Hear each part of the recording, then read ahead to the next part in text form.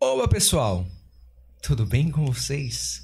Eu e minha camisa xadrez, muito parecido com a toalha de mesa. O homem tá junino hoje. Hoje eu tô junino. Hoje dia de São José Maria Escrivá, tô aqui no clima junino. Me chamo Matheus Fernandes, sou seu host, estou aqui muito feliz. Hoje nós estamos combinando através de camisas de botão. Aqui ao meu lado, de branco, Jovessi Júnior, estamos aqui para mais um Dom Pod. Eu e meu amigo Matheus e a nossa convidada, que você não sabe quem é. Claro que você sabe, você viu a foto antes de você clicar.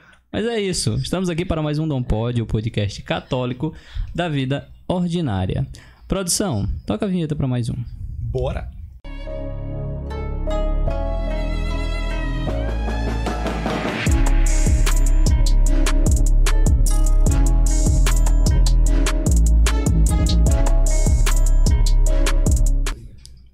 Estamos de volta e eu queria lembrar você que na descrição do nosso vídeo tem um link para você adquirir as nossas imagens devocionais. São José ouviu e o mesmo sacrifício. Veja lá, dá uma olhada, veja se você se interessa. Tem 3 tamanhos diferentes. Vai ajudar a deixar a tua casa, ter um ambiente de trabalho mais católico, né? Testemunhar a sua fé através ali da harmonia da decoração da tua casa. Dá uma olhada, veja lá que você vai gostar. É isto. Jovessi Júnior. Eu vou só reforçar esse povo para se inscrever no nosso canal. Se inscreve. Você tá aqui assistindo, não custa nada. Aí lá, ó, se inscrever. Sobe um pouquinho, tem lá a opção se inscrever. Você tem também a opção de curtir. Curte. Se não curtir também, descurte. Fica à vontade. O importante é sobre isso. Gerar engajamento. Exatamente. E só lembrando, né? O Guto falou aqui, né? No nosso episódio anterior, o Guto falou sobre a curtida. A gente nunca tinha se atentado sobre isso, né? Mas no momento em que você curte, o YouTube automaticamente envia esse vídeo para uma outra pessoa, católica ou não. Você vai estar levando conteúdo de valor para alguém. Então, curta este conteúdo, compartilha no grupo da família, no grupo da escola, no grupo dos amigos. Compartilha. É importante. Matheus Fernandes, quem tá com a gente hoje? Hoje conosco uma convidada especialíssima.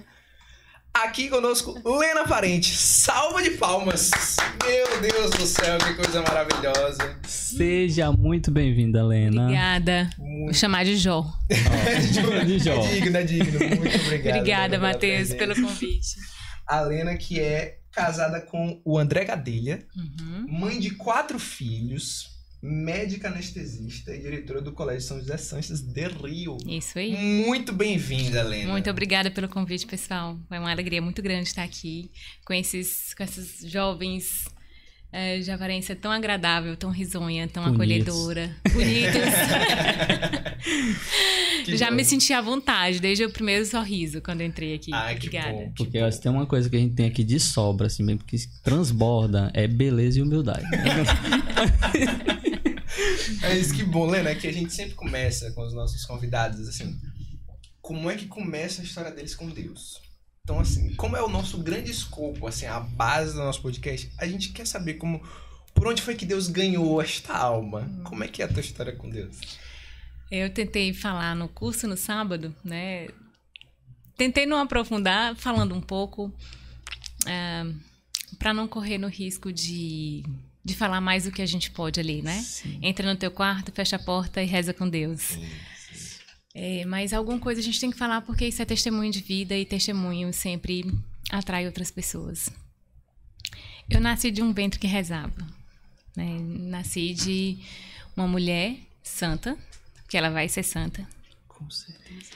E vai ser santa mesmo, mas assim, de milagre realizado.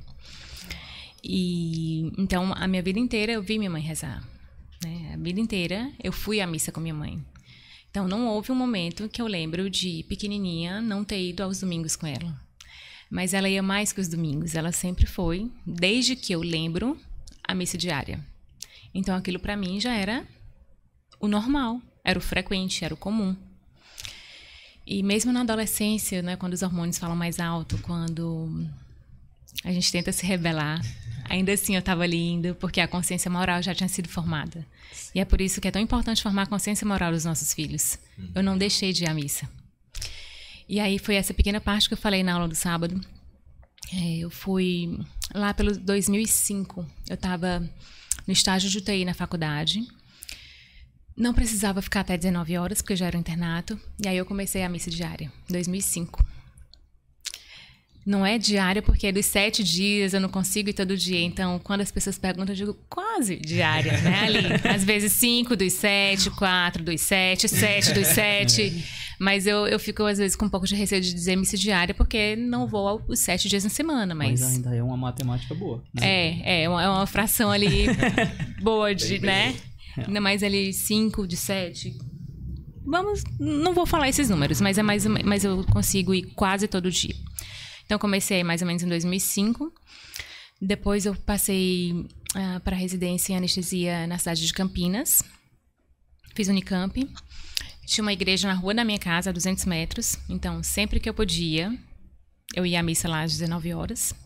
Não me afastei da missa. Depois, eu fui morar em São Paulo, capital, que eu fui fazer...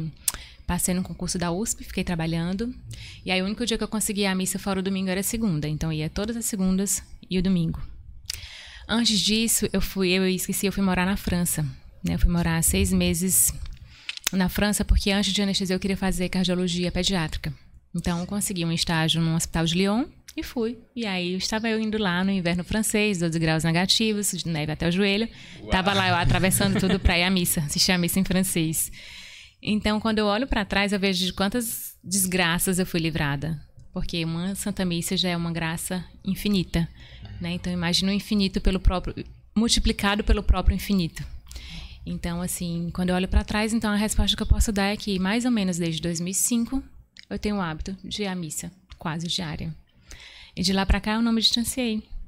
O que aconteceu foi que, nos últimos anos, eu intensifiquei um estudo de filosofia, né, e isso, eu só alcançava Deus através da fé.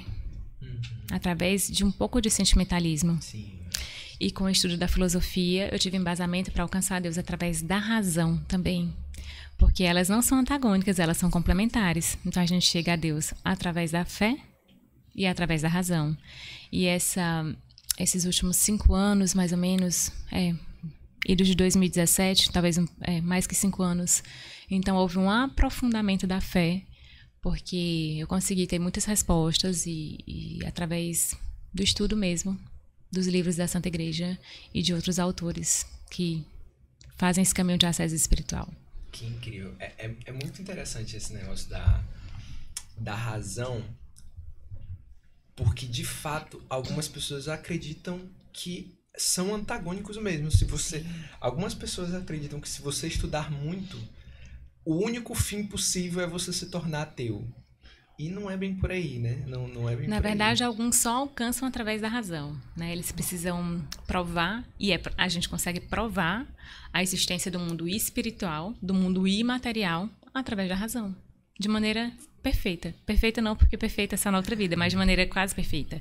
Então, assim, para essas pessoas, esse quid, né, é uma palavra no latim, esse que é mais, vai vir através da razão. E é muito legal, porque é algo que precisa ser muito difundido, porque assim...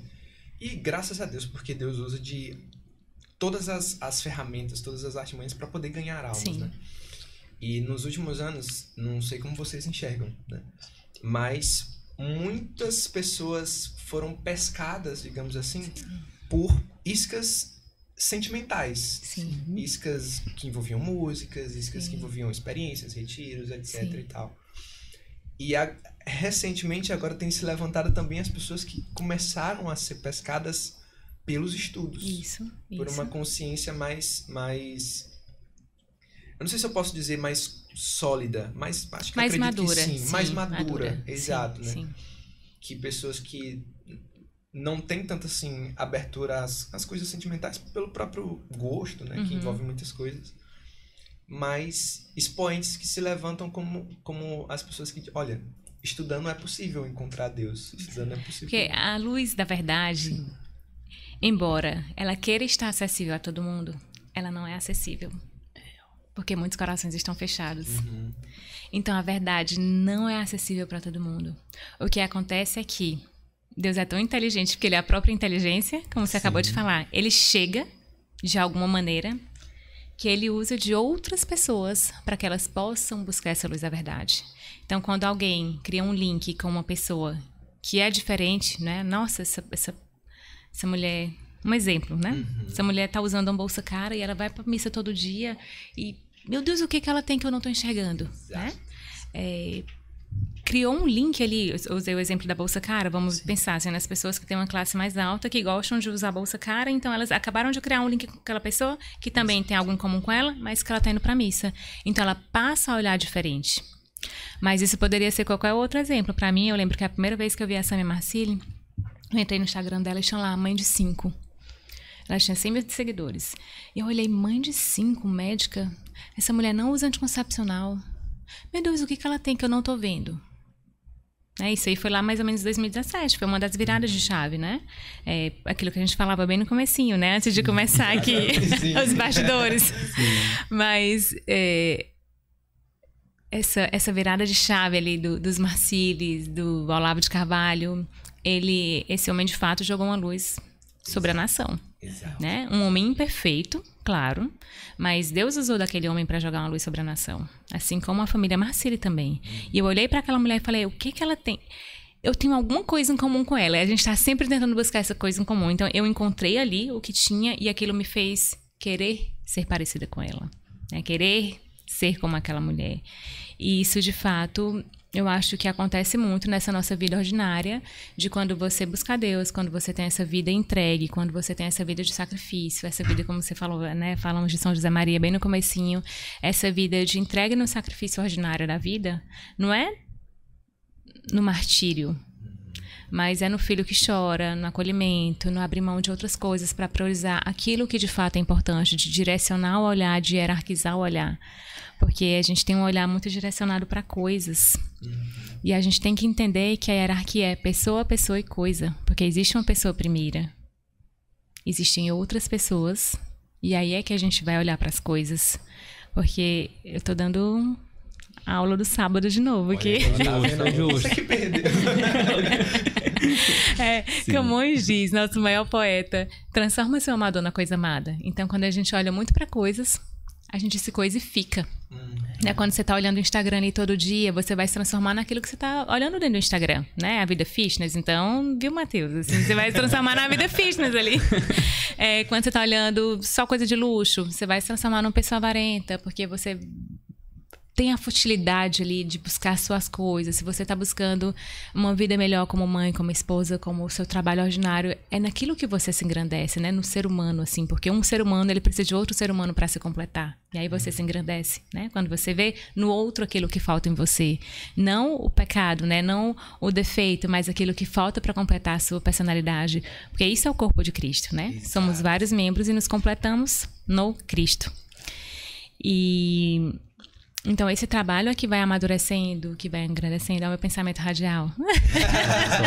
Não, mas aí, você estava falando sobre a questão das referências, de tipo, você identificar numa outra pessoa o ponto. Isso, você tem um ponto em comum com ela e aquilo te faz buscar o que aquela pessoa... Por que aquela pessoa é diferente, né? Então, você busca... A primeira coisa, o ponto de encontro, você tem uma coisa em comum com ela e você vê que aquela pessoa tem uma coisa a mais e você vai querer buscar essa coisa a mais que aquela pessoa também tem, né? E o quão bonito é essa visão, né? Porque se a gente olhar, né, falando dessas, como é que eu posso dizer, referências de conversão que a gente tem hoje, né? Olhando para uma vida da própria Sâmia, do Ítalo, olhando para a sua vida, Helena. E a gente vê e se inspira para melhorar, para buscar esse diferente que às vezes a gente não enxerga tão facilmente, né? E o quanto isso tem mudado, porque se a gente olhar... Não sei se era tão perceptível ou eu não percebia tanto. Mas se a gente olhar as referências que tínhamos, e são os santos que nós temos, né, na nossa igreja, são referências mais de religiosos. Às vezes um religioso, alguém que teve uma vida muito sofrida ali, foi santificado, ok?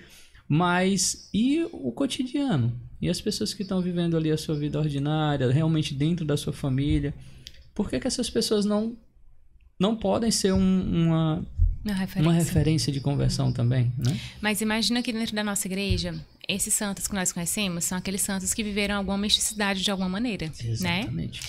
Mas quantos outros também são santos e que não tiveram essa esse êxtase, né? Uma êxtase de Santa Teresa, que não tiveram a história de São Francisco, um dos maiores santos que nós temos na nossa história, né? Que não tiveram ali a conversão de Santo Antônio. Então, a vida ordinária, ela sempre foi presente na vida da igreja. O que acontece é, por que distancia? Porque às vezes o leigo acha que o santo é só aquele que pode levitar, que é só aquele que pode carregar as chagas do Cristo, né? E, na verdade, existe, graças a Deus, que existe essa misticidade e esses santos tão maravilhosos para os quais nós podemos olhar e nos inspirar. Mas isso pode ser uma coisa de... Ele é tão diferente, eu nunca vou ser igual a ele, porque eu não levito, porque eu não sinto nada quando eu recebo a Eucaristia, ou porque eu me confesso e também não sinto nenhuma leveza na minha alma, mas a graça está acontecendo. E às vezes olhar só para os santos místicos, os santos que tiveram assim muitos milagres, pode não fazer o leigo se aproximar da igreja. Quando ele olha uma outra pessoa que é parecida com ele, aí eu usei o exemplo infeliz da bolsa, mas poderia ser qualquer outro exemplo. Sim. Quando ele olha alguma pessoa que tem esse ponto de encontro, mas que também faz o possível para ser santo, porque mesmo quando não parece, eu pelo menos estou tentando ser santa. Sim. Eu estou tentando ser santa. E porque no final das contas, em última instância, é só isso que importa. Exato. Porque é só isso que vai ficar, né? Exato. E às vezes aí que as pessoas vão olhar e vão dizer assim, eu quero fazer alguma coisa que ela faz, eu quero ser diferente. E eu não sei como, mas as pessoas percebem. Eu não posso dizer porque são as outras pessoas que percebem, não sou eu.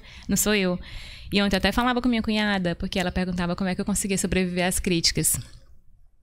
E aí ela dizia, nossa, deve ser tão chato a pessoa ser criticada todo dia. Eu disse, olha, de verdade, eu nem ligo. Assim, a vida continua. Porque para a pessoa se expor, ela tem que ter comido um pouquinho de arroz com feijão para saber que não pode se engrandecer nem com elogio, nem com a crítica, senão a gente vive numa gangorra. Exatamente. Então, o elogio, assim, na última instância, ele gera um pouco de incômodo para mim. Porque eu sei que ele não é verdadeiro. Não pela pessoa que fala, mas pela minha pessoa. Sim. Porque a pessoa que fala, ela tá vendo isso, mas ela tá vendo só isso. Sim. Eu de verdade sei que eu não sou aquilo que ela pensa que eu sou. Então, para mim, o elogio, que quando se fala, e as pessoas acabam falando muito, ele gera... Eu tô falando isso com a maior modéstia que eu posso falar, assim, sem nenhum arrobo de humildade, não, de jeito nenhum. Mas eu sei que na minha pessoa, eu não articulo esse elogio como vaidade, mas como uma espécie de incômodo, porque eu queria ser o que a pessoa acha que eu sou, mas eu sei que eu não sou. Porque nós conhecemos nossas misérias, né? Isso, você entendeu? Então, eu não me deixo engrandecer com elogio e tampouco a crítica pra mim, tanto faz. E o curioso, assim, da percepção do universo espiritual mesmo, da realidade espiritual que se tem, é que a gente invariavelmente dá importância às coisas interiores mesmo, né? E é por isso que algumas coisas, às vezes... chegam a incomodar mesmo, porque assim, quem tá e aí quando você falou, eu entendo e acredito que as pessoas que estão acompanhando também É ao vivo? Não é ao vivo. Mas de buscar ser santo, né? Só quem tá buscando de fato ali entende as virtudes que ainda faltam. Isso. Entende os vícios que ainda tem, né? As más inclinações que ainda tem, e que assim vão ser construções e buscas pro resto da vida. Até que a gente um dia consiga, de fato, ali... Até que Deus consiga, né? Conceder pra gente a graça da santidade mesmo. Eu só peço uma coisa quando eu penso, né? Vamos morrer, todos vamos. Mas eu peço, meu Deus, eu só queria te pedir uma coisa. Deixa eu morrer depois de eu me confessar. Sim. Só isso que eu quero. No dia que o Senhor for me levar, o Senhor me leva, mas o Senhor infunde em mim, ali, através do meu anjo da guarda, o desejo pela confissão... horas antes, né? Mas me deixa me confessar antes de morrer, né? Porque eu quero tanto ir pro céu. Porque quando eu imagino aquilo que não é imaginável através dos nossos sentidos, e eu vinha conversando com meu filho ontem no carro, foi uma conversa tão linda. A gente tem um carro de 7 lugares, né? Porque são 4 crianças. Daqui a pouco chega o quinto, né? O micro-ônibus vem. O micro-ônibus vem. E aí, minha filha mais velha estava no último banco. No banco de trás estavam os 2 menores. E o meu segundo filho estava do meu lado. E ele tinha feito uma bobagem, ele tava ali, nossa mãe, tô tão envergonhado, me desculpa. Mãe, eu queria tanto ir pro céu. Eu falei, eu também, meu filho. E aí nós começamos a conversar sobre o que poderia nos esperar no céu. E ele até falou assim, né, diante do que a gente estava falando ali, do olhar de Jesus, porque eu sempre falo isso para eles, né, como o olhar de Jesus é doce, como deve ser doce. E a gente não consegue nem sequer pensar nisso, porque imaginem um homem, 2000 anos atrás, vivendo ali na Galileia, na Palestina, na Judeia, né, andando ali, um andarilho, né, um homem que não tinha teto, e ele olha para uma mulher, estende a mão e fala, minha filha, vem cá. Não faça mais isso que você estava fazendo. O olhar desse homem devia ser tão profundo, tão comovente e tão doce, que ele fez aquela mulher não querer mais fazer o que ela estava fazendo. Quando ele olha para aquele homem que está em cima da árvore e fala, vou jantar hoje na sua casa. Eu fico às vezes tentando imaginar o timbre da voz de Jesus, sabe? E mesmo que eu imagino que se fosse uma voz grave, ele é uma voz forte, né? Porque ele é, né? Imagina, né? O Deus criador ali, que tem uma carne, e falando com a nossa voz e chamando outra pessoa. Eu fico muitas vezes falando, meu filho, o olhar de Jesus. E a gente falava sobre essas realidades espirituais ontem. E até vi que um momento que ele falou assim, eu queria tanto ir logo para lá, né? Meus olhos marejaram e eu quase completei, mas eu não falei assim, nossa, eu também queria ir logo para lá, né? Mas ainda tem crianças aqui, ainda tem crianças que dependem, né? E aí, às vezes, eu não lembrava que eu fazia esse segundo pedido, mas eu também faço. Meu Deus, deixa eu ir quando meu último filho pudesse virar sozinho. Quando ele não mais depender de mim, quando o Senhor julgar que esse dia chegou, aí o Senhor pode me levar. Mas deixa a personalidade tá forjada, né? Deixa a personalidade tá completa, tá formada, a ponto de a criança ter elementos que possa fazê-la se virar sozinha, porque ela não vai mais ter a referência ali da mãe perto. Então, assim, são esses dois pedidos que eu faço para Deus muito particular, de eu ir só quando o último pudesse virar e de eu ter morrido confessada. Exato, no estado de graça. É impressionante quando a gente conversa sobre a morte de uma maneira como parte da vida, né? Invariavelmente a gente pensa sobre isso, né? Tipo assim, caramba, o quanto para Deus vale uma alma, né? É infinita, Deus né? É precioso uma alma, o valor de uma alma. A gente conversava sobre isso no dia que a gente recebeu o casal, né? A Rihanna e o Lucas. Sim. Né? Do quanto que o quanto que Deus olha pessoalmente para uma alma e ao mesmo tempo para a criação dele, assim, de uma maneira muito profunda, o olhar profundo, o olhar. E aí pensar sobre o tom de voz de Jesus é uma coisa que eu ainda não tinha meditado sobre, né? É que uma alma só valeu o sacrifício. Exato. Uma alma, por uma alma ele foi lá. Mas ele foi por uma e foi por todas. E aí, continuando essa conversa com meu filho, ele falava isso, eu falei, ele foi lá por causa de você. Pra você não fazer isso. Porque ele foi lá e falou, ele chama, né, o feião. Ele não quer dizer o nome, então ele chama feião. Eu falei, ele foi lá pro feião não levar você pro inferno. Porque ele se colocou no meio e falou que eu estou me sacrificando pra você não levar essa criança pro inferno. Então, foi por você que ele fez isso. Aí ele olhou pra mim e falou assim, por você também, mãe. Eu falei, claro, meu amor, por mim, por você e por todo mundo. Mas foi principalmente por um. E eu tenho tanta essa sensação do amor de Deus. Eu me sinto tão amada, tão amada. Eu fui à missa com eles no sábado. A missa dominical, né? Nós fomos no sábado à noite, às 17 horas.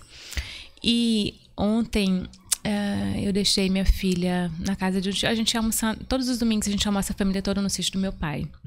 E eu cheguei em Altos 9h15 e lembrei que a missa começava às 9h.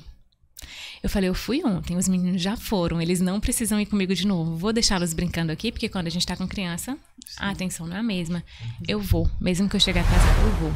Eu já tinha visto as leituras, estava ouvindo a homilia do Padre Paulo no carro. Eu falei, eu vou. Cheguei, né, o padre ainda consegui ouvir a homilia. E antes que eu terminasse de ouvir a homilia do Padre Paulo, eu cheguei na igreja e pensei, meu Deus, eu sinto tanto o teu amor por mim. Eu sei que eu sou uma filha tão predileta tua. Todos são prediletos, mas eu estava falando ali a minha oração com Deus. E eu me sinto tão amada e eu sinto o teu amor o tempo inteiro e eu sinto a tua presença na minha vida, porque eu de fato sinto. Eu não sei como é viver sem sentir, não é como é que alguém consegue viver sem sentir a presença de Deus. Porque eu tô ali sentindo de fato a presença dele às 24 horas do dia. E mesmo quando eu não tô rezando, eu tô sempre pensando nele, né? Volve teu olhar para o céu. Mesmo na vida ordinária, porque ali a escola, né? Eu sei que depois a gente vai entrar nesse assunto. Ela é um sacrifício meu, pessoal, né? Eu me sacrifico por aquelas pessoas. E eu decidi fazer isso. E um dia um padre, que é meu diretor espiritual, falou assim pra mim: Deus te deu um povo. Eu falei: eu sei, padre. Deus me deu um povo. E como eu rezo por esse povo, e como eu peço a intercessão por esse povo, e como eu peço, meu Deus, eu só queria que tu levasse esse povo pro céu, junto, né? Quero encontrar todo mundo lá. E aí, mas aí o que eu queria dizer é isso, que eu fui pra missa e eu senti ali o amor de Deus. E quando eu voltei pro carro, que eu fui terminar de ouvir a homilia do Padre Paulo, ele ia falar justamente do amor de Deus. Que era isso que ele estava falando, né? Então, assim, é o tempo todo confirmando. Na quinta-feira, quando eu sentei para assistir a missa de manhã, o padre atrasou um pouco e eu fiquei adorando Jesus no sacrário. E eu estava ali hoje, meu Deus, eu queria só te agradecer por tu ser eucarístico, por tu ser essa pessoa que está na minha frente. Comecei a fazer uma ação de graças por Jesus eucarístico ali. E eu não sabia que era o dia do coração eucarístico de Jesus. Uau. Na quinta-feira, né? Que foi até uma parte retirada depois do Concílio Vaticano II. Então, a memória facultativa do coração eucarístico de Jesus. Sim.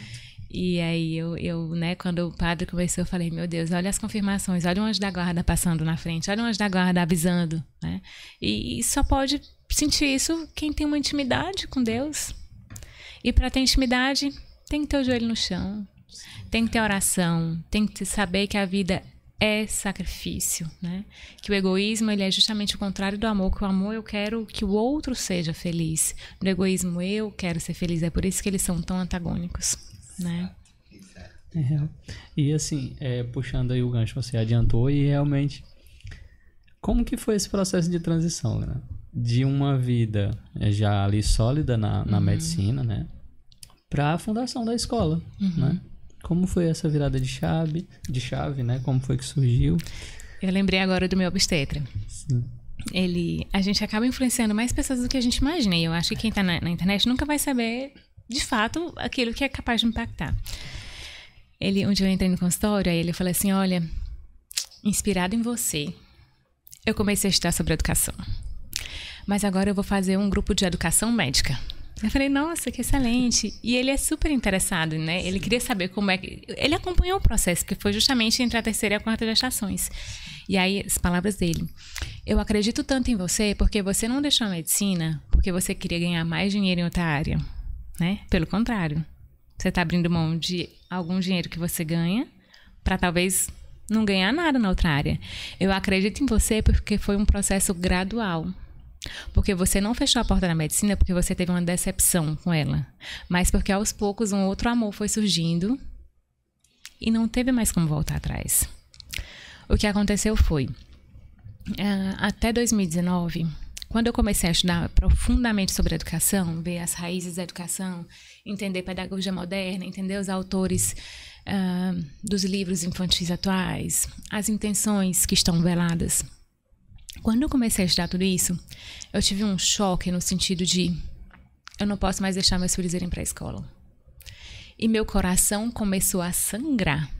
Eu não tinha mais a paz de espírito de deixar meu filho na escola e buscar sem saber o que ele tinha visto, sem saber o que tinha ouvido, sem saber as coisas que estavam acontecendo. E um dia meu filho falou uma frase no carro que me deixou muito de cabelo em pé. Não poderia falá-la em público. E eu comecei a investigar de onde tinha saído aquela frase. Bom, na minha casa não foi. Eventualmente eles vão para a casa da minha avó ou da sogra. Acho muito difícil que tenha sido nesses ambientes. Ainda cheguei a conversar com elas.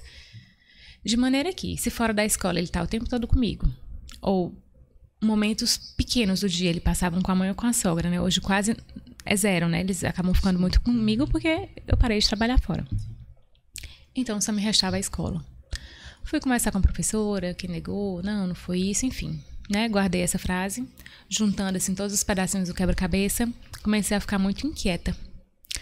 Chegou pandemia.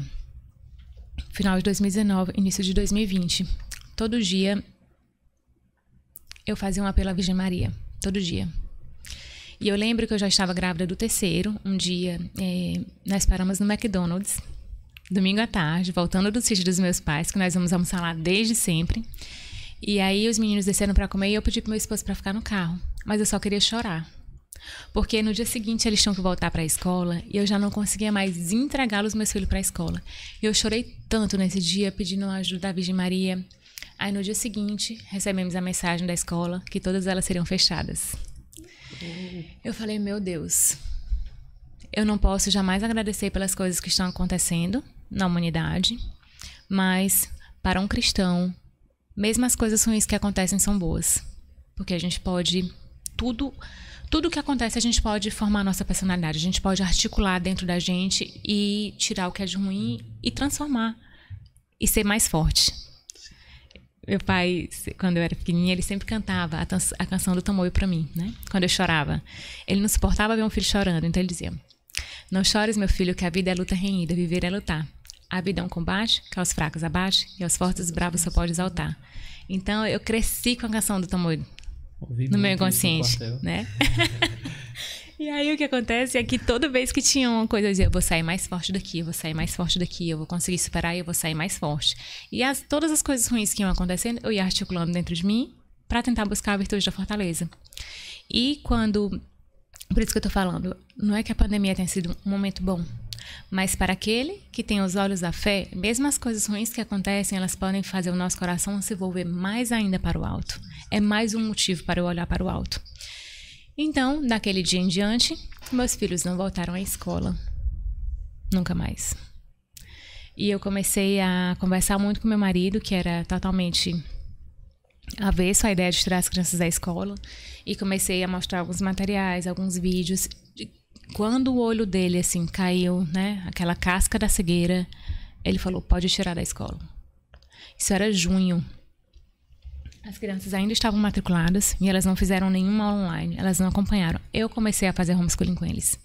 Eu estava afastada dos hospitais porque grávida, não podia trabalhar, né, na época do Covid. Então, a minha última anestesia eu fiz no final de 2019 sem saber que eu nunca mais ia voltar a fazer, né? Eu estava saindo só afastada pela pandemia, né? Então, dei tchau para todo mundo no centro cirúrgico. Eu ia voltar algum dia. Eu nunca voltei. Até logo. Até logo. Será que ainda tem alguém esperando? E aí, o que aconteceu? Eu já vinha estudando homeschooling, já vinha estudando os materiais, já vinha estudando muito sobre educação. Então, no dia que falou assim, não vão mais, eu já estava preparada para começar a estudar com os meus filhos. E eu comecei. Então, estudava com um num horário, com outro no outro horário, e à noite estava sempre preparando os materiais do dia seguinte. E aquilo foi se transformando num sentido da vida para mim. De poder preparar os meus filhos agora da maneira como eu queria, da maneira como eu julgava, que era, não como eu julgava, como a Santa Igreja diz que é para educar uma criança. No caminho das virtudes, né? Olhando para o alto, mas isso não impede de eles terem instrução do português, da matemática, mas a gente consegue articular tudo porque o conhecimento é um só, porque ele só tem uma raiz. É o que a gente chama de unidade do conhecimento na unidade da consciência. O professor Olavo falava, unidade do conhecimento na unidade de consciência. Eu vou usar só o termo unidade do conhecimento. O conhecimento, ele é uno. O que acontece é que a modernidade dividiu. A geografia, a história, o português, a matemática, nada a ver com nada. Cada um numa gaveta, e que são coisas que não se articulam. E quando a gente começa a estudar isso, tudo é possível de ser articulado. Tudo é possível de ser articulado. As ciências podem ser articuladas com a geografia, que pode ser articulada com a história. A gente só precisa... E por isso que dá muito trabalho na escola, porque a gente tem que fazer o caminho todo de volta. Sabe, João e Maria, que foram lá para a casa da bruxa e as pedrinhas, né? Ou os passarinhos comeram os pães que estavam no caminho e a gente está procurando essas migalhas para reconstruir o caminho. Mas Jesus é tão bom que dá graça o tempo inteiro que a gente está conseguindo fazer esse caminho de volta. E aí eu comecei a estudar com os meninos, a aplicar os materiais. Acabou o ano de 2019, 2020 eles ficaram em casa comigo, estudando, continuamos no homeschooling, né? O terceiro filho já tinha nascido, eu consegui entre uma mamada e outra ali, senta aqui 15 minutos, lê isso aqui, memoriza essa poesia, vamos aqui organizar. E aí, Deus foi suscitando no meu coração o desejo de ajudar os outros. Veja bem, eu não queria parar de fazer homeschooling. quê? Eu pensava, meus filhos estão salvos, ufa, né? Estão salvos, tá tranquila aqui. Posso passar o resto da vida fazendo homeschooling. Aqui é a minha missão. Então, vou pra frente, vou continuar. Só que eu tinha 2 amigas muito especiais. E eu vi o quanto elas sofriam por não poderem fazer aquilo que eu tinha feito. Não comparando comigo, mas vendo na situação concreta delas, dos filhos delas, o que elas queriam fazer e não conseguiam. Então, por causa delas, foi suscitada em mim a vontade de abrir uma escola. Não foi um desejo particular meu do coração. E uma delas, inclusive, tinha outros amigos que sempre falavam que precisava abrir uma escola. E aí um dia ela falou, você quer conhecer os meninos? Eu falei, quero. Isso era fevereiro de 2021. Isso, 2021. E aí eu os convidei todos a irem na minha casa, eles eram 4. Tinha mais um, mas esse foi embora para Fortaleza, ele não entrou conosco. E nós começamos a conversar. Você vê que é uma história bem longa, né? Sim, não, adoramos. Sei porque a obra... Densa. E aí conversamos, decidimos que íamos abrir a escola. Naquele momento ninguém queria abrir mão, né, do seu trabalho. E aí não tinha ninguém para assumir a direção da escola. Porque nem eu própria concebia essa ideia de vou abrir mão de tudo e vou ficar na direção da escola. Então, vamos viver um dia por vez. Vamos começar a procurar um lugar. E aí isso tinha sido a atribuição deles. Quando eles encontraram a primeira casa, que foi em julho, nós alugamos. E aí eu comecei a procurar os professores, a formar os professores. Acabou que essa casa não deu certo. Depois de alugada, a gente teve que rescindir o contrato, porque tinha uns problemas de terreno, de escritura. Encontramos uma outra casa em setembro, que é a casa onde é a escola atual, na Ininga. Essa casa, nós assinamos o contrato com ela porque a moradora ainda estava lá. Ela estava esperando a outra casa dela ficar pronta para ela mudar. Nós recebemos a chave no dia 30 de novembro. Fizemos uma reunião com os pais lá no dia 30 de novembro. 1º de dezembro começou a reforma. Dia 15 de fevereiro a escola abriu para receber os alunos. Então foram 2 meses e meio de reforma, porque Deus quis. Porque Ele quis, porque não tem outra resposta para isso. Porque Ele quer.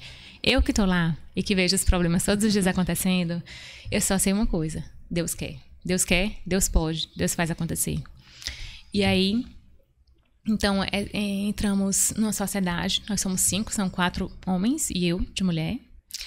E eles já eram amigos há muito tempo, já estudavam educação há muito tempo, já estudavam filosofia há muito tempo, são doutores, né? Então, um em filosofia, outro em ciências políticas, outro no direito, outro empresário. Então, nos conhecemos, cada um com uma atribuição da escola. Então, ela foi aberta em 2021 e esse é o 2º ano de funcionamento da escola, já está toda certinha, já recebeu toda a documentação, está tudo... Então, foi isso. Que incrível. E, assim, quando a gente olha para essa preocupação mesmo com a educação das crianças, né? Algumas pessoas podem pensar que, tipo... E aquilo que a gente conversava no começo, né? De ser antagônico, todo esse escopo de maturidade espiritual, levar a essa consciência de que algo no material não tá caminhando para essa conversão, não tá convergindo com essas informações, né?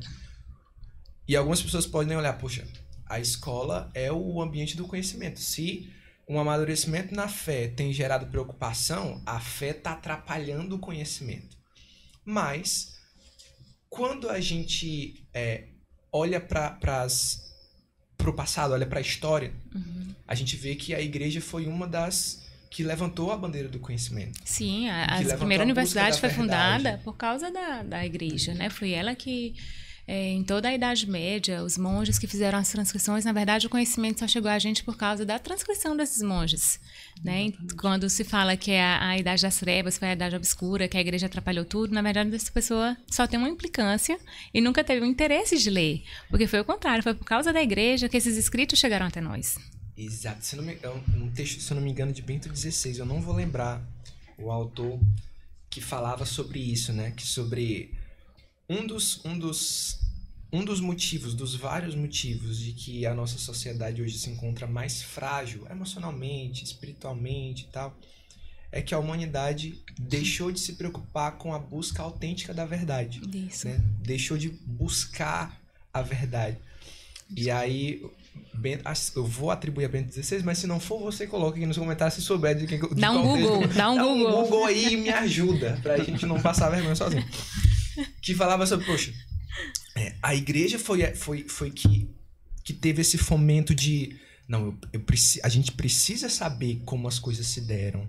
A gente precisa conhecer esse Deus e como ele age. E esse escopo de como esse Deus age na matéria, como essa matéria conversa com a espiritualidade, etc, etc. Quando a gente olha para a educação de uma maneira dessa forma, né, que você estava explorando, né? De uma maneira integral, da formação da pessoa, né? Educar um ser humano para a vida. E que eu acho que até alguns dos próprios alunos, dentro dessa forma de educação que é a mais comum, né? Eu lembro porque, como não faz tanto tempo assim que eu saí da escola, eu acho, né? 10 anos não é tanto tempo assim, né, gente? Não é tanto tempo. Mas eu lembro que ainda na escola eu questionava, tipo, assim, cara, isso aqui que eu tô aprendendo... Serve pra quê? Não tá me preparando pra vida. Não tá me preparando pra vida. E assim, eu conseguia perceber ali uma informação ou outra que me faria passar numa prova, né? Tirar uma boa nota, atingir certo curso ali, mas quando eu pensava no básico, e aí você usou o exemplo da bolsa, eu vou usar outro exemplo, que foi o exemplo que me pegou. Caramba, eu não sei a diferença de débito para crédito. E eu tô terminando meu ensino médio. Como é que... O que esse conhecimento tá... Ajudou até agora, né? O que esse conhecimento ajudou até agora? Então, assim... Se a gente olha para a educação no passado, a educação clássica, assim como as primeiras não sei se você acredito que você tem esse conhecimento, né? As primeiras pessoas se juntaram para aprender, né? As primeiras escolas, tá? As primeiras instituições de educação. O que a gente pode aproveitar daquele tempo e o que a gente pode aproveitar desse fomento de conhecimento, do acesso à informação que nós temos hoje? O que se pode aproveitar e o que... Opa, peraí, isso aqui a gente tem que ter um pé atrás, porque pode atrapalhar. Só tem um parêntese que eu preciso fazer, que enquanto escola a gente tem algumas diretrizes para seguir da BNCC e a gente não consegue fugir disso. Então, no nosso caso particular, a gente tem esse desafio de tentar unir aquilo que é necessário saber com aquilo que a BNCC orienta, porque a gente não pode... se furtar, né? Não tem como eu fugir daquilo que ela propõe, porque é lei nacional e isso tem que ser cumprido, tá? Então, só queria fechar esse parênteses. Bom, então, a primeira coisa que a gente precisa diferenciar é que instrução e educação são coisas diferentes, não é? Então, a instrução, você está só aprendendo ali algum conhecimento, mas esse conhecimento, ele só é completo se ele tiver uma base espiritual, porque o homem só é completo em Deus. Então, a instrução, a diferença total é que você pode ler muito e saber muito e ser só um erudito, ou você pode ler muito, conhecer muito e ser um sábio. O erudito é aquele que não conseguiu articular as coisas, que ele ficou só preso no conhecimento, e isso traz um vício muito grande, porque a erudição traz um vício junto com ela, que é a vaidade e a soberba. E o verdadeiro sábio não é aquele soberbo nem vaidoso, é aquele humilde. O verdadeiro sábio é o que consegue saber tudo isso, articular dentro de si com essa base espiritual, porque tudo tem um fim. O fim último do homem é louvar, conhecer e amar a Deus. Porque a nossa vida é finita, né? A gente esquece disso. A gente esquece que vai morrer. Esquece. E a morte choca tanto porque a gente esqueceu que vai morrer, né? Assim, a gente tá conversando aqui e não parece que, né? Sei lá, daqui a 5 minutos. Um de nós três pode não estar mais aqui, né? Espirrar, dar um jeito na coluna e ela entortar. Porque estamos sob a mão reguladora de alguém, né? Tem uma mão que nos sustenta. E para trás, o que a gente tinha, conhecimentos articulados, mas a gente tinha uma excessiva rigidez no ambiente escolar, né? Então tinha a palmatória, tinha o cinturão de cílio, né? Tinha outras coisas que, com o passar do tempo, deixaram de ser necessárias, porque as relações humanas foram mudando. Então a gente olha para trás e vê que as gerações anteriores eram muito distantes, né? Pai e filho, né? Então eles eram muito autoritários, eles tinham de fato autoridade, mas eles eram distantes no sentido de carinho. alguma coisa aconteceu, e eu tenho estudado isso. Qual foi a ruptura? Que não foram só os anos 60. Os anos 60 foram a primeira ruptura ali, né? Tudo que aconteceu lá é de movimento hippie, uso de anticoncepcionais, revolução sexual. Ia falar outra aqui que eu não vou falar. Deixa aí subentendido pra quem entendeu. Isso. Quem entendeu, entendeu. Então, aconteceram algumas coisas ali na década de 60 que geraram uma primeira ruptura com a geração seguinte. Então, vocês não, porque vocês são novos, mas eu, que sou da década de 80, sou fruto dessa primeira geração pós-revolução sexual da década de 60. Só que, entre a geração dos meus pais e a geração dos meus filhos, na minha geração, tem uma nova ruptura. Eu ainda não consigo ter elementos suficientes para dizer que ruptura foi essa. Mas a gente deixou o autoritarismo para a completa... Imagina só, não era só autoridade. Tinha um grau de autoritarismo. A gente sai do autoritarismo, passando pela autoridade, para o polo oposto, que é a completa permissividade. O que vocês veem é a criança mandando mesmo. Outro dia eu estava observando a mãe e uma filha, e eu vou fazer esse novo parênteses aqui. Quando eu cito os casos concretos, eu não estou acusando ninguém. Estou falando de exemplos cotidianos que, para o caso geral, estou sempre falando para o público grande, né? Nunca apontando um defeito, um erro. Não estou aqui para julgar, né? Então, mas eu estava observando a mãe e uma filha. E a mãe estava o tempo todo sugerindo, minha filha, não faz isso, faz aquilo. E a menina o tempo todo muito impetuosa... E fez o que queria. Mas eu vi ali claramente o retrato da nossa geração. Não naquele caso, eu só estou ilustrando. Sim. O retrato da nossa geração. Dos filhos dizerem exatamente o que eles querem fazer, como eles querem fazer, na hora que eles querem fazer. Então, são os little boss, né? São os pequenos chefes, são aqueles, de fato, quem mandam na casa. A criança se tornou o centro do lar. E é ela quem manda no lar. Tudo que os pais têm que fazer. Não é que a criança, ela chega num lar pronto, num lar articulado, num lar organizado, num lar organizado, inclusive, afetivamente com a relação do casal. Ela chega e ela rompe uma coisa que já estava fraca, já estava fragilizada, porque o casamento, ele é a união de dois corpos e duas almas, né? São dois que se tornam um. Mas duas pessoas que a gente espera que tenha maturidade, porque a gente tem que fazer sacrifício o tempo inteiro pelo bem do outro. Porque qual é o objetivo final? Levar o outro pro céu, né? É isso. Levar o outro pro céu. Então, assim, o que eu posso fazer para ajudar o outro e para diminuir a carga do outro, eu vou fazendo, porque as pessoas têm esse fetiche de felicidade, né? De querer ser feliz, mas ninguém nunca entendeu que a felicidade não tá no fim do caminho, ela tá no meio. Assim, quando você vai caminhando, a felicidade te encontra no meio do caminho, porque você tem uma vida cheia de sentido, porque você tem uma vida vivida de verdade, uma vida vivida em primeira pessoa, uma vida de homem, não de bicho, e aí ela te encontra e dá a tua vida, dá o sentido pra tua vida. Quando você tá o tempo inteiro buscando a felicidade na roupa, ou na bolsa, ou na viagem, você não encontra, porque está desarticulado da personalidade. E dá muita confusão, né? Da felicidade. Dá muita confusão. Não é que essas coisas não sejam boas, elas são boas. Claro, o dinheiro é bom, claro, mas ele tem o seu lugar ali na vida. Que ele seja para me servir, né? Para me dar coisas boas. E não que eu esteja a serviço dele, pensando o tempo todo nele, buscando o tempo todo o dinheiro. Porque isso faz muita diferença de como a gente se coloca na vida, né? De eu vou viver o tempo inteiro trabalhando para ganhar muito, muito, muito dinheiro para aplicar na bolsa ou fazer muitos investimentos, porque a vida virou isso, transforma seu amador na coisa amada, sua vida vai se transformar em dinheiro. Hoje eu entendi que, de fato, eu preciso trabalhar, eu preciso ganhar dinheiro, porque o dinheiro é bom, porque o dinheiro traz conforto, porque o dinheiro traz segurança, né? Algum grau de segurança para lá. Isso é mais uma coisa, mas não é o mais importante. Eu coloco o olho no lugar certo. Pessoa, pessoa e coisa. Tem uma pessoa que é mais importante do que outras pessoas que são mais importantes do que coisas. Ter essa hierarquia clara na cabeça, ela é uma fonte de resolução de muitas neuroses do nosso tempo.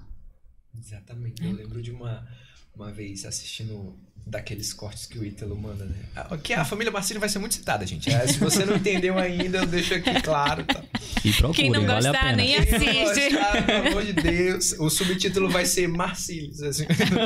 Mas eu vendo um corte do Ítalo, e ele falava... Era uma coisa que... Porque assim, eu e o Giovessi começamos a trabalhar, e inclusive o podcast, ele nasceu com essa... Claro. Eu ia entrevistar vocês agora e saber como é que começou esse Dom Pod. Pronto, aí, atendendo a sua pergunta, eu vou citar aqui. Mas lá atrás, a gente olhava para as coisas os serviços prestados para a igreja de uma maneira ali nas paróquias, nas pequenas comunidades e até nas grandes paróquias, em se tratando de comunicação, assim. E a gente via que eram coisas... E assim, vou falar porque você vai entender o que eu vou dizer. Eram coisas feias. Coisas feias, né? Você olhava para uma comunicação e ela era disfuncional. Você olhava para um festejo que, teoricamente, era para ser um grande mover devocional e que, assim, encheu os olhos das pessoas para caramba. Esses 9 dias aqui eu vou me aproximar em intimidade com esse determinado santo e tal. E quando você olhava para a comunicação daquele festejo, era... Não condizia com a grandeza. Faltava o quid, né? Exato. Aí a gente... falando um pouco dos nossos vícios, né? Fuxiqueiros que somos. Né? Mas a gente compartilhou, cara, esse evento é tão legal. É muito triste que ele seja comunicado dessa forma. E se a gente fizesse alguma coisa por isso, né? E se a gente desse ali mesmo que fosse uma luz para mostrar que as pessoas da igreja para a igreja fazem coisas em alto nível.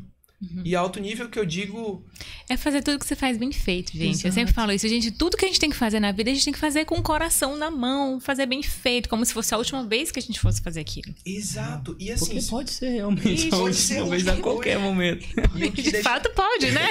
Não precisa só Pode ser o fingir. meu podcast, pode. Exatamente. Vamos fazer E bem aí, feito. o que deixava a gente assim era que quando a gente olhava pro mercado, a gente via nas empresas que faziam coisas muito boas os católicos que estavam nas paróquias.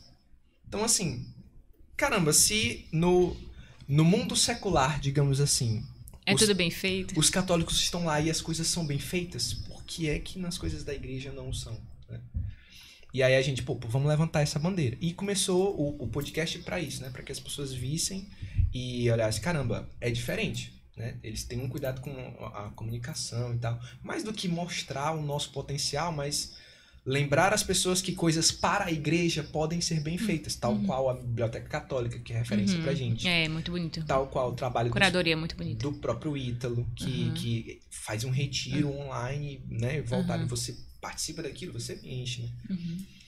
E aí ele falava sobre... E nessa busca do empreendedorismo, a gente acaba conflitando com o que a gente vai dar de graça, e o que a gente como vai... monetizar serviços de igreja, né? É difícil. Difícil. Você difícil. discernir sobre isso Difícil. pega. E você precisa, nessa hora, primeiro, ter um profundo olhar voltado para as coisas de Deus para, usando a sua expressão, né? Colocar essa hierarquia de forma correta, pessoa, coisa, para que a gente consiga caminhar pelos caminhos que vão nos ajudar a galgar os degraus que a gente precisa para a vida, de uma maneira geral. E uma das coisas que pegava é, caramba, Joveci, e aí? A gente quer ser rico, a gente busca essa riqueza, ou a gente vai pro lado da caridade e a gente oferece um serviço Mas mais é só baixo. serviço para a igreja que vocês prestam? Não. De uma maneira geral, a gente trabalha com todo o mercado. Né? Inclusive, os nossos principais clientes não são. Né? Queríamos que fosse. Mas até essa educação de a igreja e as empresas católicas buscarem esse serviço pago, né? É uma construção que a gente precisa colocar ainda. Uma educação que a gente precisa fazer, ou uma instrução. Até porque a própria igreja, né, em grande parte, já está mal educada nesse sentido, né, de aceitar o qualquer coisa porque tem ali o fulaninho que faz, né? Não, tá resolvendo aqui, tá fazendo, e às vezes não dá a devida importância pelo próprio sentido, né?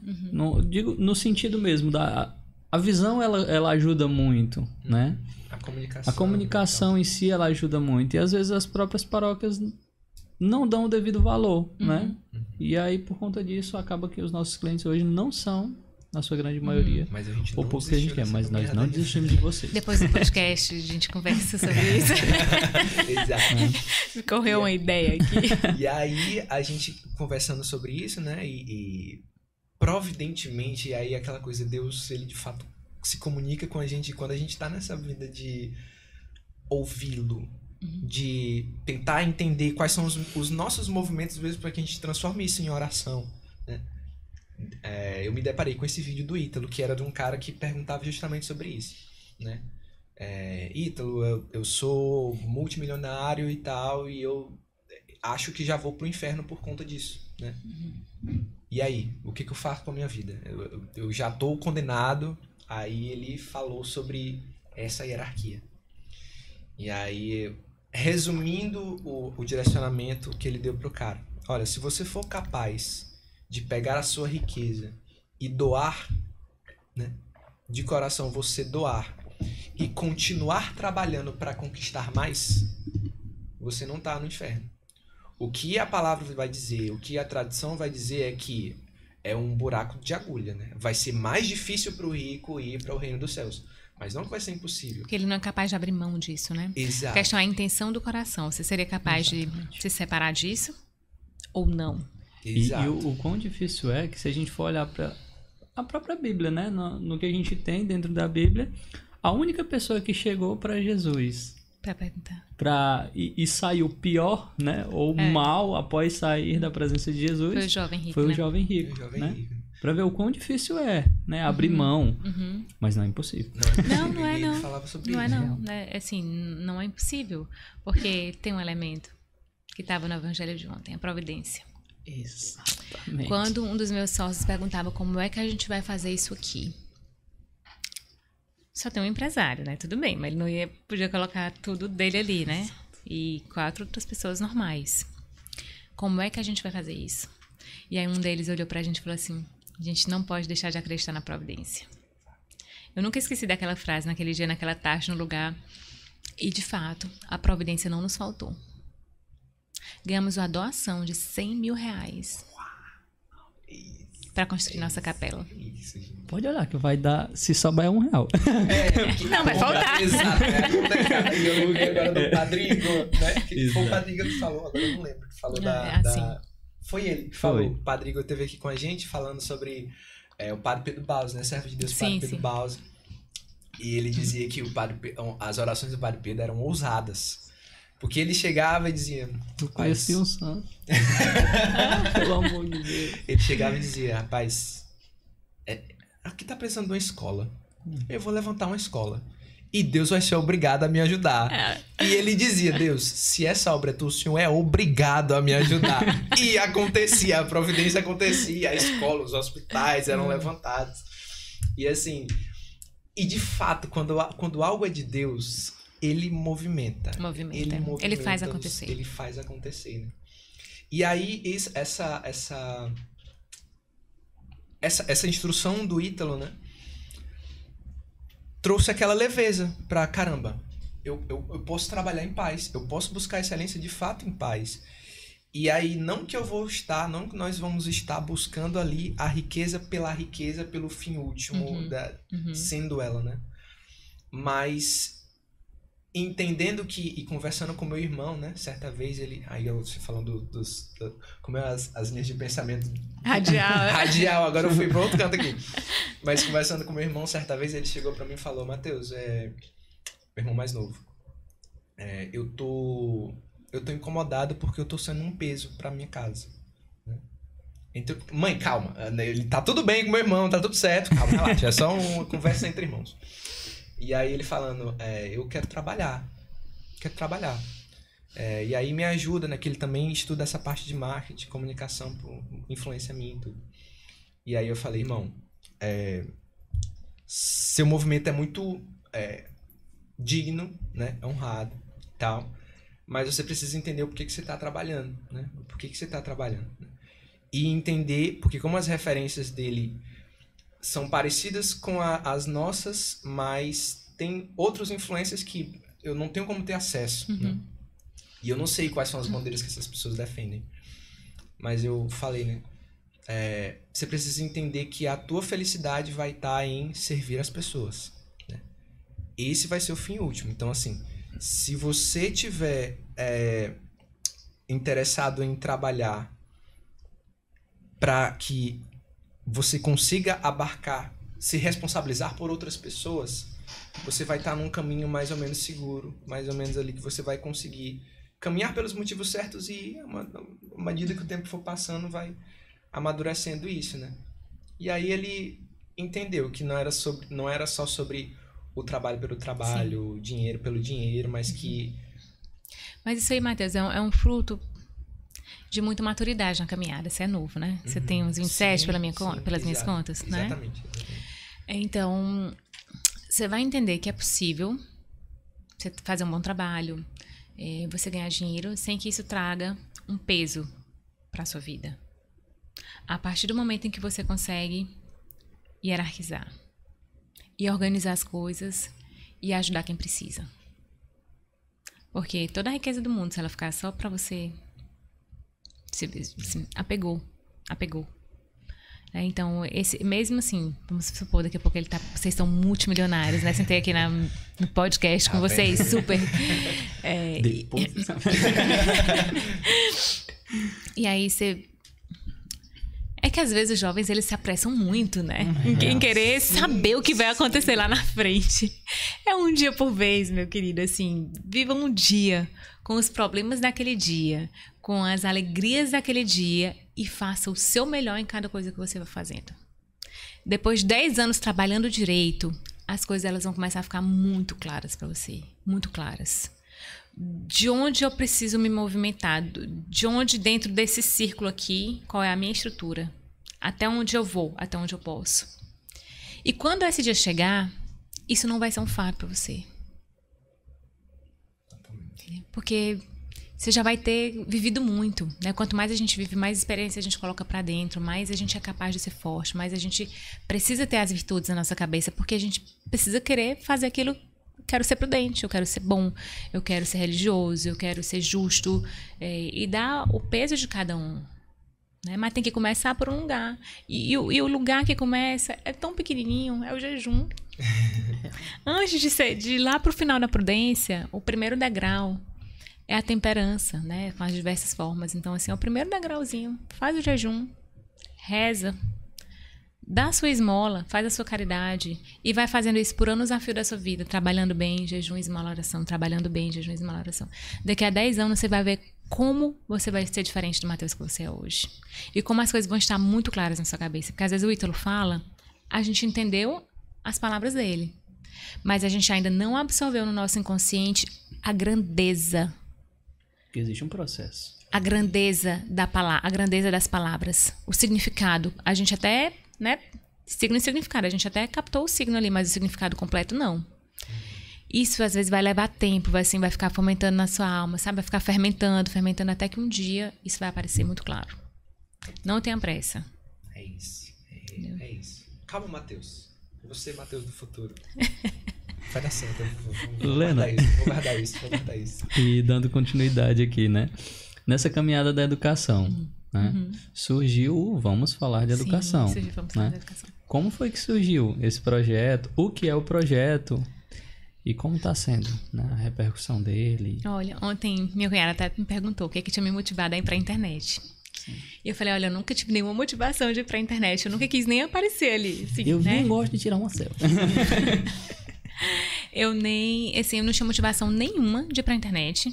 Meu pé no chão ali, a minha ousia, a minha substância, a minha terra é a escola. Ela vai ser a minha prioridade. O que aconteceu foi que, nos anos da pandemia, que as mães estavam tudo doidas em casa, porque as crianças estavam lá, confinadas, e não sabiam o que fazer. O caos instalado. Era um caos mesmo, o caos instalado, e todo mundo assistindo, né? Os pais completamente eufóricos, desestabilizados pelo momento que a gente estava vivendo. Isso passa para as crianças. Quebra de rotina das crianças, depressão em casa, todo mundo confinado. Isso repercutiu adulto e criança, para todo mundo. E tem gente que ainda hoje tem sequela daquele tempo de confinado, né? Sim. E aí uma amiga minha, muito querida, falou assim, olha, você tá há tanto tempo estudando, por que tu não aparece para começar a falar alguma coisa para essas mães que estão tudo sem saber o que fazer? Ela falou claramente isso, elas não sabem o que fazer, por que você não aparece? E aí, quando eu comecei, eu nunca pensei que as coisas fossem ganhar outra dimensão. Eu apareci ali para quê? Para mostrar o que eu estava fazendo com os meninos, para dizer assim, olha, é possível ter uma vida saudável dentro de casa sem usar a tela. Era só essa a mensagem inicial. Era só isso que eu queria dizer. Desliga a televisão. Desliga a televisão e deixa os meninos irem brincar na terra para quem mora em casa. Deixem fazer... Desculpa, Você gente. ouviu? Os meninos derrubaram os copos.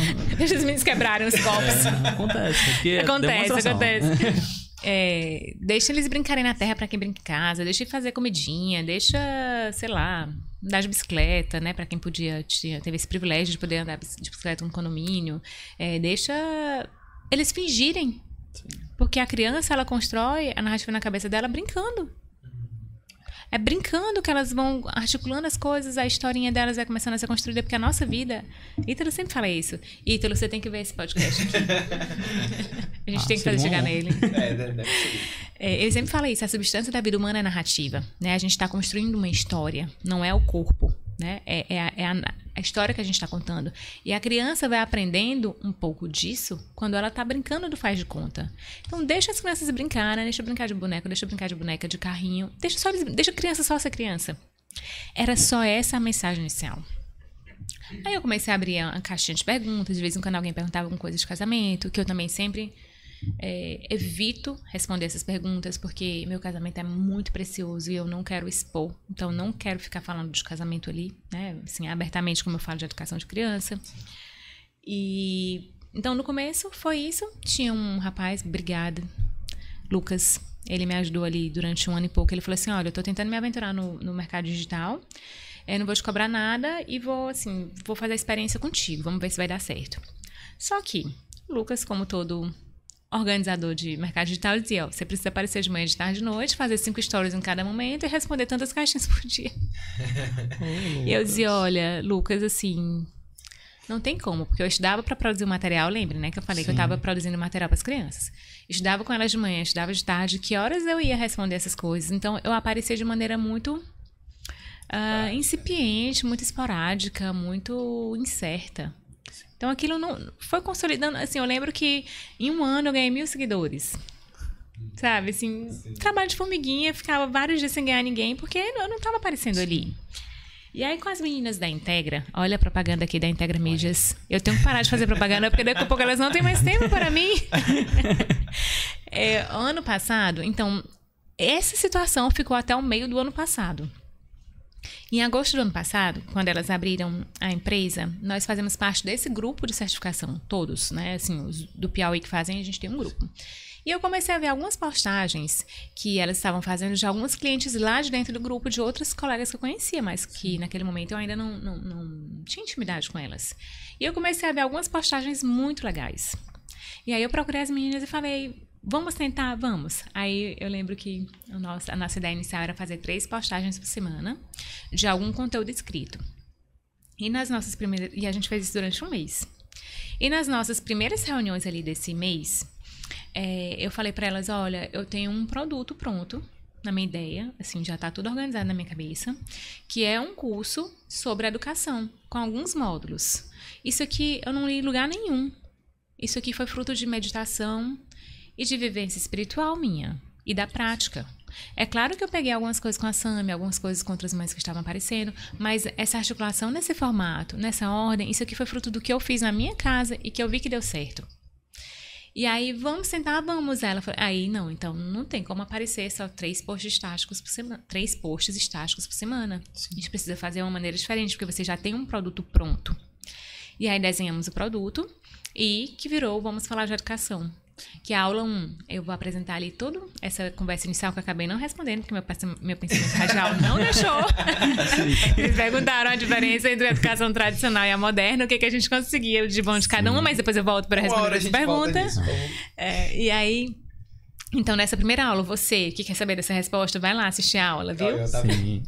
E aí eu vou falar de toda essa diferença, do quanto a gente perdeu, do que tem de bom, né? Porque nós somos fruto do nosso tempo. A gente não pode dizer que tudo que a gente vive é ruim. Não é. Exato. Não é verdade isso. A gente não pode ter esse apego exagerado com o passado e querer resgatar o passado para os dias de hoje, porque é desarticulado, é desajustado. Então a gente tem que viver o nosso tempo hoje, que é muito bom. Porque viver é bom demais, gente do céu. Como viver é bom. Obrigada, Senhor. Eu agradeço todo dia. Meu Deus, obrigada por mais essa oportunidade. Eu vou tentar ser melhor hoje. Eu sempre falo isso. Sim. Hoje eu vou tentar ser melhor. Hoje eu vou. Mas eu peço mesmo, Senhor, dá-me paciência só por hoje. Senhor, dai-me hoje esse olhar misericordioso com quem vai aparecer na minha frente. Então, eu vou sempre pedindo, por hoje, né? Que aí, um dia a gente aguenta. Um dia a gente aguenta, e no outro dia a gente aguenta de novo, no terceiro dia a gente aguenta, porque é só o dia, né? Você não pede pro resto da vida. Por isso que ele falou, viva um dia de cada vez. Porque um dia é suportável. Né? Vamos pensar na situação da mãe lá que não tem ajuda, que tá com os meninos, doente, marido não ajuda. Então, um dia ela consegue viver. Um dia ela consegue não ter ajuda, porque um dia ela consegue limpar a casa, cuidar dos meninos. Aí no outro dia, é esse dia de novo que eu preciso passar. E me serve porque eu vou me doar para os outros. Então, um dia a gente consegue. Cada dia suas dores, cada dia suas alegrias. Isso, mais um dia por vez a gente consegue. E aí, então, a gente se encontrou. Eu tinha esse produto, nessa primeira aula eu falo de tudo isso de educação, né? Do que é da educação antiga, da educação moderna, das falácias da educação moderna. Então, essa história de maternidade respeitosa. Qual é aquela outra que a gente fala tanto?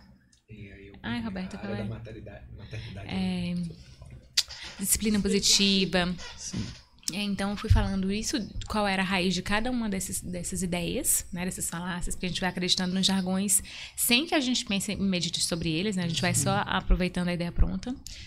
E aí, na segunda aula, eu apresentei o perigo das telas. Por quê? A tela não é passo nenhum para educar a criança. Mas a gente só consegue fazer tudo se a gente tirar a tela, porque a tela atrapalha, porque ela deixa a criança desatenta, porque ela deixa a criança desobediente, porque a criança chora quando tira a tela, porque ela fica viciada, porque libera dopamina, então ela quer o tempo todo. Fui apresentando vários estudos nesse sentido, então precisamos tirar as telas para começar. Aí a brincadeira começou. Primeira coisa, a gente precisa construir hábitos. Sono, alimentação, higiene e ordem, sendo o sono principal, o pilar de todos eles. Porque quem não dorme bem, não consegue fazer nada bem, né? E nem se alimenta bem no dia seguinte, a criança. Então, a gente precisa construir os hábitos. Construir a obediência, porque não é põe essa xícara lá. É a maneira como a gente fala. A ordem precisa ser clara, tem que ser uma ordem por vez. Tem que ser compatível com a idade da criança. Tem que ser sóbria em quantidade. Tem que ser calma. Tudo isso a gente tem que falar. Sim. É incrível, mas assim, até a maneira de dizer como é que você dá uma ordem, a gente tem que falar hoje. E deve gerar conhecimento, né? Eu acho que essa questão da ordem é mais bem captada pela própria criança, justamente pela forma como se fala. Isso, né? claro. Você falando um exemplo de, guarda uma faca, por exemplo, tá em cima da mesa, e às vezes você briga no desespero ali, guarda essa faca, é perigoso. Às vezes se você pede para guardar, explica a funcionalidade ali, guarda que pode cortar. Tudo que você falar com calma, mais calma, vai ser melhor absorvido pelo outro. Porque na grande maioria, e principalmente a criança, ela deseja conhecimento, né? E se numa situação dessa você dá o conhecimento que ela está buscando daquilo, Sim. já perdeu até o interesse ali daquele momento. Sim. Então, e dá justificativa. Então, assim, tudo que a gente fala com o outro na nossa vida, com calma, vai ser muito melhor recebido do que de falar de maneira grosseira, né? Você ia falar? Te interrompi? Não tá. Eu que te interrompi. Mas continua. Então, aí começou a gente falando de hábitos, obediência. E aí a gente precisa falar de serviço, que a vida é um servir, formação do imaginário, né? Leituras e espiritualidade. O que acontece é que eu antecipei o pilar da espiritualidade porque ele joga foco sobre todos os outros, né? Sim. Ele é o mais importante. Mas eu não podia começar falando dele porque ninguém ia assistir mais nada se eu começasse falando de religião. Dizer, nossa, que coisa chata, ela veio aqui só encher o saco de religião, dizer que ninguém vai pra missa. Então, eu só podia falar de espiritualidade depois que as pessoas tivessem ganhado confiança em mim. Depois que elas estivessem entendendo que aquilo que eu tô falando, elas conseguiam aplicar na casa delas e que fosse dando certo. Então, eu levei 6 meses para poder fazer o módulo de espiritualidade. Ficou faltando esse de serviço e formação do imaginário. E a Integra entrou aí, né, nesse projeto que já estava pronto, né, na minha cabeça. Eu tenho um outro projeto pronto, que eu acho que esse a gente vai gravar em estúdio mesmo, que é todas as etapas da educação. A educação moral, a educação religiosa, a educação intelectual, a educação física, né, de um por um, né, como é que a gente faz a educação ali da vontade, a educação dos sentidos, de maneira bem detalhada. Pensei em fazer uma aula sobre cada um. E aí, então, a gente começou esse projeto em novembro, e de lá pra cá foi um crescente. É o que aconteceu ali, sei lá, em 5, 6 meses de Integra, a gente tinha ganho ali uns 2 mil seguidores, mais ou menos. E aí as meninas sempre pegam e fazem um corte os reels das aulas. E que acontece que esses reels pegaram a Piracema, assim, eu sempre digo isso. Piracema por quê? Porque vocês lembram que o peixinho, eles encontram a correnteza nadando? Eu sou essa pessoa que vai contra a correnteza porque eu não fiz o que o mercado digital disse que era pra fazer. Eu não tô todo dia aparecendo. Eu fico uma semana inteira sem aparecer, de acordo com a minha semana de vida. Eu não fico lá atropelando, não, peraí que agora eu tenho que aparecer, tenho que fazer. Se der, eu faço. Se não der, tá tudo bem. A vida continua seguindo, porque nunca foi o meu objetivo fazer isso. Talvez se tivesse sido o objetivo trabalhar com isso, eu estivesse fazendo lá de manhã, de tarde, de noite, porque tem gente que precisa e que coloca a esperança aí. Eu não fiz isso porque tem a escola. E aí, então, esses reels pegaram a Piracema. E aí, um deles tem lá 1,5 milhão de visualizações, um outro quase 1 milhão. E aí foi assim, em 10 dias chegaram 20 mil pessoas. Ganhava 2 mil pessoas por dia. Né? Agora já diminuiu, sei lá, tem 500, mas ainda é muito, né? Assim, nessa 2000 eu falei, nossa, gente, tô me sentindo Samia Marcílio. Samia ganhava 1 mil pessoas por dia, eu tô ganhando 2 mil, como assim? O que tá acontecendo? Comunidade amanhã. Então, as meninas querem, eu que digo, gente. Cadê meu verificado nesse A ideia delas era abrir a comunidade. Eu falo, eu acho que ainda não tá na hora. Seja meu parente. Parente, e aí, então, assim, esses reels pegaram a Piracema e o negócio foi muito rápido, né? Assim, de sair de 2.000 e pouco que a gente tinha para 34. Não tem nenhum mês ainda que as coisas começaram a acontecer, então... Então, foi isso, né? Acho que por isso que eu tô aqui também. Vocês devem ter visto esses reels e devem ter descoberto, né? E o Vamos Falar de Educação é feito para os pais, né? Para os pais e educadores, né? E tem educador, né? Assim, tem uma diretora de outra escola assim, que sempre acompanha. Sim. Não sei se ela já sabe que eu sou diretora de outra escola, né? Mas até então eu tava ali omitindo essa informação. Não tava deixando de maneira muito clara. Mas ela sempre tá lá curtindo, né? Falando alguma coisa. Então, assim, é para pais e educadores. É que eu entendo que pessoas de outra escola não vão querer ir, né? Por motivos óbvios, claro, né? Sim. Muito bacana, muito bacana. E aí, já caminhando para os nossos finalmente do nosso Não papo. tem aquela musiquinha, não? Mas tem os nossos efeitos sonoros. Vamos fazer. Nossa, mas, de onde vem o nome da escola? Quem é São José Sánchez del Rio? Acredito que seja em espanhol, alguma coisa assim. É mexicano. E aí, os projetos que você queira divulgar agora, né? Da escola, né? Esse nome foi um dos meus sócios que deu, né? Porque foi da época da Cristiada, que foi essa Revolução Mexicana, né? Que ficou em 1928, que é mais ou menos a data do martírio do Sánchez, que foi uma revolta dos comunistas contra os cristeiros, né? Contra os cristãos católicos do México, naquela época. Sim. E ele achava que era um nome não só oportuno, né, pelo momento, mas para mim ele era muito importante porque ele foi um santo criança. Ele morreu com 12 anos, começou a história ali, né, entre 12 e 14. Então, era um santo criança e era um espelho que eu queria que as crianças tivessem da virtude da fortaleza, do sacrifício, do amor ao Cristo. Então, o nome dele não é só pela conjuntura política, mas também porque era um santo criança, que para mim era o ápice do que eu queria que as crianças vissem num adolescente, vissem num homem formado, porque ele era um homem com 12 anos, uma pessoa capaz de dar a vida pelo Cristo, é um homem, né? E então, assim, a escolha do nome foi por isso, mas assim, da escola a gente tem muitos projetos legais para acontecerem, a gente está produzindo muito material, ano que vem a gente começa a colocar o nosso material à venda, então a gente abriu uma editora junto, e aí eu acabo, nesse momento eu estou um pouco na escola, um pouco na editora, e tentando, eu quero ver tudo, quero ver a diagramação, quero ver o livro final, quero ver a imagem que colocou o subtítulo da imagem, e eu estou produzindo um livro também, né, eu estou escrevendo um livro que também vai ser lançado ano que vem, que é para uso escolar, né, não é assim, não é minha biografia, não é isso, isso não vai ser interessante, mas é um livro de uso escolar que a gente vai usar na escola internamente e a gente vai disponibilizar para quem quiser comprar. E às vezes as pessoas têm preconceito, que falam, nossa, escola católica só tem material católico, assim como é. Não, assim, tem poesia, tem grandes, né, assim, La Fontaine, Fedro, Esopo, Camões, Dante, então tem tudo de bom que foi produzido até agora. Assim, as mentes mais brilhantes, a gente usa e pega os textos e trabalha com eles. É por isso que é uma escola de educação clássica.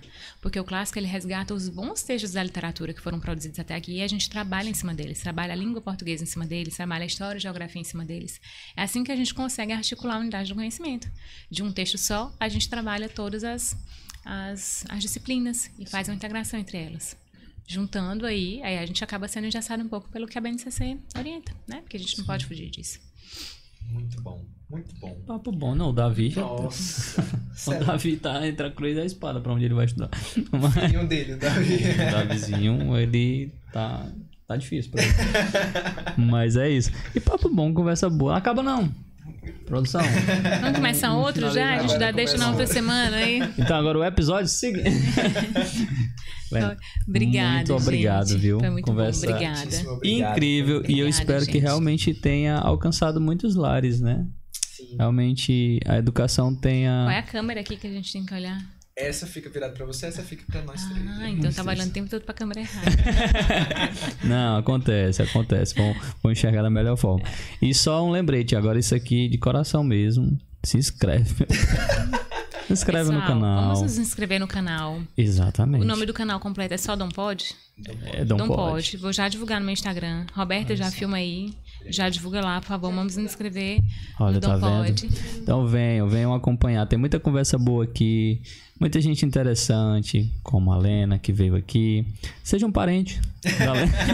Ô, piada. Gente, eu vi isso a escola inteira.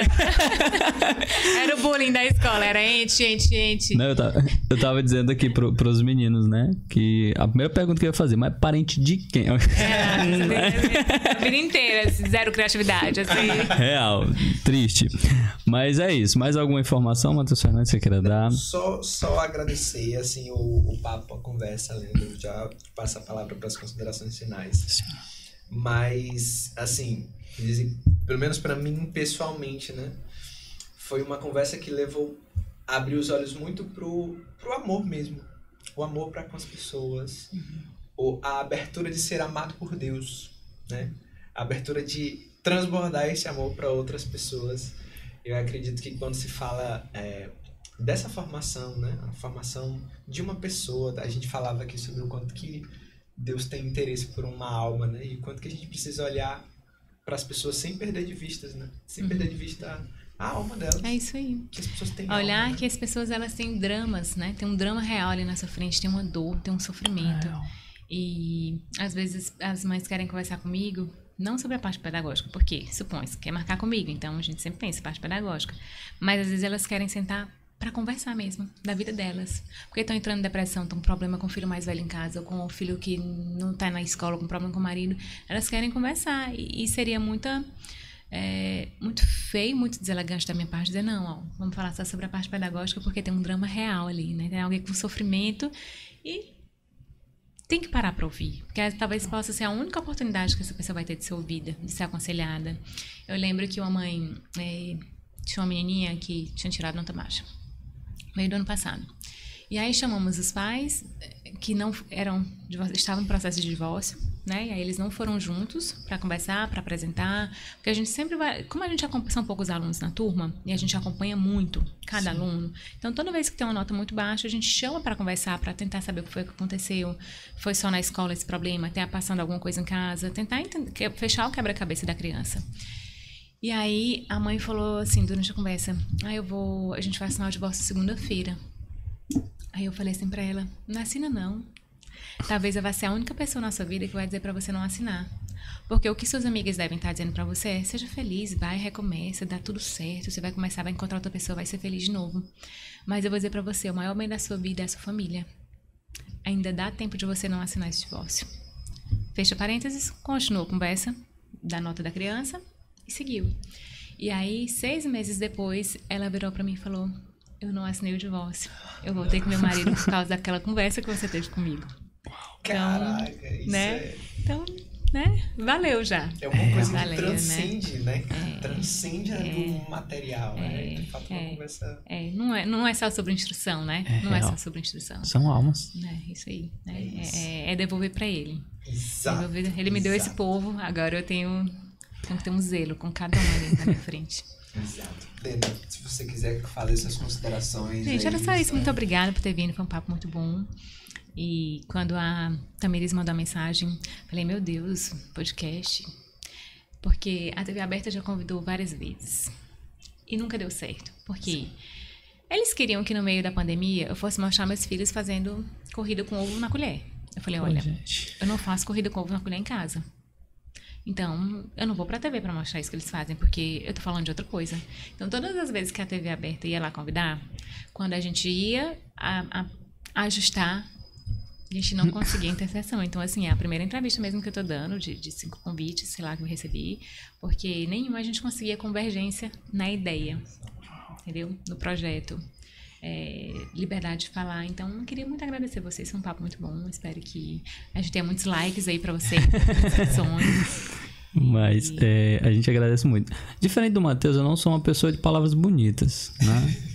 Deus aí não me deu esse dom das palavras bonitas. Mas outros dons e a gente se completa. Garanto que o meu agir de hoje em diante vai ser diferente. O meu agir dentro da minha casa, o meu agir com o outro mesmo, né? Meu agir com o Matheus, meu agir com o meu funcionário, um abraço Moisés, um agir com a minha família como um todo, né? Eu sou muito cara de fazer, eu falo pouco, vocês me entendam, né? Mas muito obrigado, realmente, pelo que você construiu em mim hoje, com essa conversa. Gente. Agradeço demais, demais.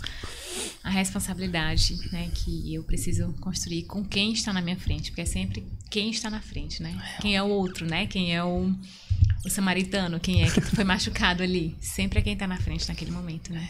Obrigada a vocês, vocês são meninos... Falei pra vocês, desde que eu cheguei, gostei de vocês, assim, quando receber com um sorriso tão bacana. Que legal, que legal. Nós somos legais e humildes. E aí, bonitos e humildes, né? Beleza e humildade, você encontra nesse podcast. Vamos mudar aqui o podcast dos belos e humildes. Né? Belos e humildes. É isso. Meu povo, muito obrigado por ter acompanhado até aqui.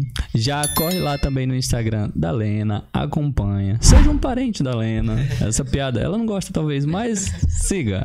Vá, se inscreva lá, conheça os projetos, conheça a escola. E é isso. Muito obrigado. Fiquem com Deus. Até a próxima. Um cheiro no coração de cada um de vocês. Tchau, pessoal. Muito obrigado. Muito obrigado. Rezem por nós e tamo junto. Tchau, tchau. Tchau, pessoal. Obrigada. Um beijo pra todo mundo. Assinem o canal. Yeah.